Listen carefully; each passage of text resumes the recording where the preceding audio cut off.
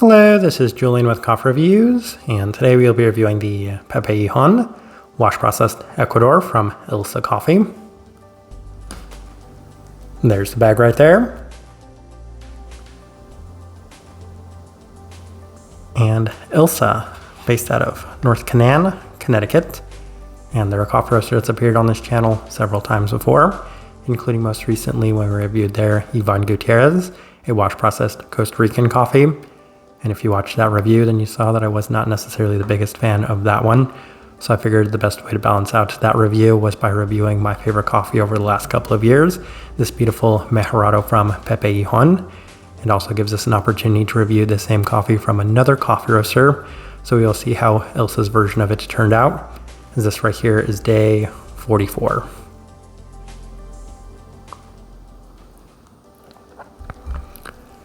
And recipe we went with for this coffee was a little bit more in line with our previous experiences with this coffee, which is a little lower at a 16:1 water to coffee ratio, brewed at 93 degrees Celsius, about 199 degrees Fahrenheit. And liked this one best through the V60, which indicates a more medium fine grind. Roast profile for this coffee. So this one was actually a little bit lighter than I might have expected going into it, as it was a little different from the Ivan Gutierrez, as I think they went with a slightly lighter profile on this one. It's also a little bit lighter than some of the other versions of this coffee we've had from some other coffee roasters. But that being said, maybe not necessarily quite as light as the Manhattan and Apollon's Gold version, but somewhere a little bit more than that, still on the lighter side of things by most standards and metrics. With all of that out of the way, let's go ahead and start discussing this coffee. Day 19, first impression, and we opted for the V60, and this cup was classic Pepe, as it had a slight bit of the savoriness, herbality, citrus, and an overall Kenyan-like florality, as well as berry aspect, with a lingering brown candy sweetness in the finish. Pretty sweet first impression, but plenty of room to improve, and this is always what I get from these coffees the first time I try it, as I always try it with our standard recipe, which is a little bit higher at that 96 degrees Celsius, 205 degrees Fahrenheit recipe, as it always seems to offer a little bit more of a Kenyan-like cup, as opposed to that tremendous sweetness that I've associated and come to associate with this coffee in general. Day 22, through the Chemex, and it is on the other side of the classic Pepe coffee, as it was slightly flat with the majority of the lingering potential present in the finish once again. A little bit more subtle of a cup with a lot of the herbal forward components much more present on this day at this time. A slight bit of citric brightness as well. So once again, these are typically what I associate and what I experience with the coffee the first couple of tries. It just takes the adjustments that typically seems to yield a lot of the sweeter results. So we just continue on to day 25 as we opted for the April brewer, and it feels the lower extraction adjustments on the April itself has already yielded some notably positive results, as it offers an abundance of much more of those classic Pepe characteristics, including that tooth melting sweetness that it was described to me as one time by Ben of Manhattan, and it offers an extraordinarily sugary forward cup, plenty of these slight Kenyan aspects relegated to the background as the cup continues to offer a clean and sweet brown candy aspect, a lot of what I've associated with the Pepe, at least the better version of this coffee. Day 28 through the V60 with lower temperatures, and once again, notable improvement. This is just going through the motions, as I was fully expecting it to really skyrocket in terms of the sweetness. Once again, very much in line with the previous versions that I've had of this coffee, as there's a strong sugary brown candied sweetness, plenty of brightness at the forefront, but the rest of the cup offers great clarity, slight citrus, and herbal floral scents, just a lot of things that you can really take away from this one. Day 31 through the Chemex with the same adjustments, and there felt like a little less margin for error with this brew method, as it continues to come out ever so slightly flat, and the few experiences I had brewing this one with the Chemex did seem to yield maybe a little bit more flatness to it, as there's a focus on the herbality once again. It improves after a lengthy cooldown as it opens up in terms of sweetness, but still not necessarily quite as sweet as I experienced with the V60.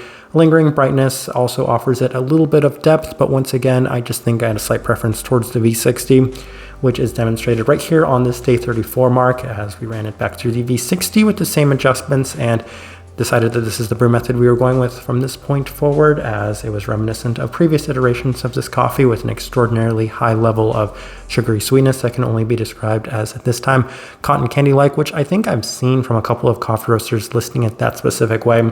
Plenty of the brown candy component with a complementary herbality, florality, slight citrus, once again, just really wonderful on this day.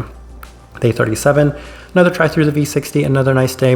The only thing I seemed to notice about this coffee that was maybe a little different from some of the other versions was a bit more inconsistency. And I know that's a little tricky to say, as in general, I've had some inconsistency with a lot of versions of this coffee that I've had, but kind of sticking to the recipe I'd settled on and brewing it the exact same way, I was noticing perhaps a slight bit more inconsistency with this version of it, as there was a little bit more brightness and even a slight grainy quality on this day. There's still a tremendously sweet result to it, but also more herbality. So that's one takeaway I had from this day, is once again, we turn around on day 41 and we have a little bit more inconsistency, as it's much better on this day.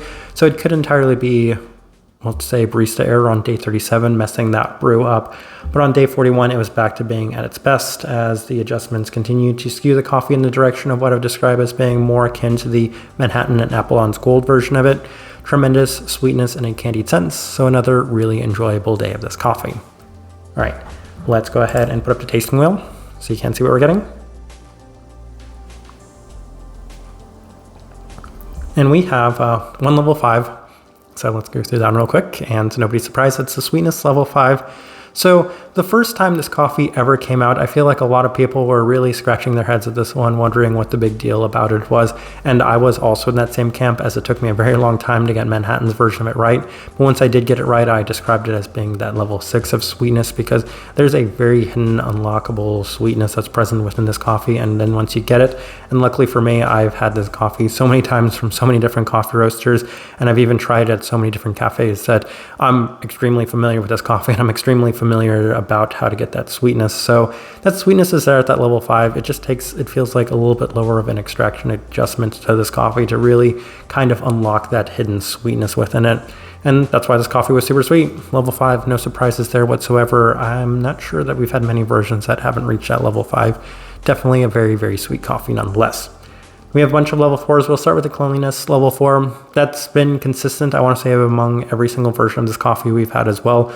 A lot of these tasting wheel descriptors are going to be pretty similar to other versions of this coffee, as it's a clean coffee. It's not necessarily an overly clean. It's not Gesha-like. It does have its ever so slight faults to it, but definitely still on the cleaner side of things. Level 4 completely. Finish, level 4. Even with as much of that very strong sweetness that's present within it, it's never been in an overbearing sense. It's never been too long lasting. It has a little bit more of an even finish to it. So level 4, fully expected in that regard. Acidity, level 4. That is actually a little different than I've experienced from some other versions of this coffee, as this one just had a slight bit more brightness than I've typically associated with this coffee in general. So that's why that one ramped up ever so slightly to that level 4 mark. A little different than other versions. Florality, level 4. So I've seen a lot of things. I think they have stuff like orange blossom and jasmine listed on this coffee specifically. For me, once again, it just reminds me a little bit more of the Manhattan version, which at times was a little bit more hibiscus-like. It's got that ever so slight red, savory quality to it. I don't want to say savory, red herbal quality to it, which for me is a little bit more reminiscent of the red floral components to it. So that's what the florality is for me, at least in terms of this one. You could also say honeysuckle, because I think Pepe himself has described these coffees as being honey-like, and I could see that, but for me, I think the sweetness is a little bit more of that kind of brown candy aspect to it, a little bit more kind of like a toffee, a caramel, a butterscotch, that sort of thing. Berry fruits, level 4, and that's one of the other things I've seen from these coffees. The Say version of this coffee specifically did seem to accentuate a lot of the more Kenyan-like qualities to it, and a lot of the notes that they had described on this one specifically was also reminiscent of those red fruit qualities to it. I think they had like currants, pomegranates, a lot of the red fruits to it, and I could see that. There's definitely a little bit of red fruit. I would say that it's much more of a secondary characteristic after the very strong sweetness, so that being there at that level 4, definitely something I can see. Caramel, level 4, I mentioned that before. It's just kind of hard to describe. The first time I ever described this coffee, I said sugar at the bottom of a soda can after you put extra sugar in there and you just let it sit, because it's got that very strong and wild sugary sweetness to it. I think that was really accentuated by the way that Manhattan was roasting it the first time around with the probat and everything. This coffee, nonetheless, it still has that same sort of brown candy Mejorado aspect that I've discussed in so many of the Mejorado coffees we've discussed in general. Definitely in a very sweet regard. Once again, I've heard other people describe it in other ways, but for me, that's the best way to describe it, best way I put it in terms of this tasting wheel. And then don't have many level 3s, citrus level 3. Some other versions of this coffee have maybe been a little bit more citric forward.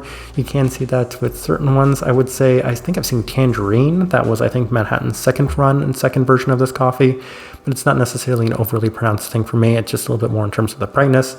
And then, let's see here. The last thing worth discussing, honestly, is just the body level 2. And maybe I expected a little bit more body to this coffee, but that one's also fluctuated between a 2 and a 3, and this one just seemed to yield a little bit lower of those results there at that level 2.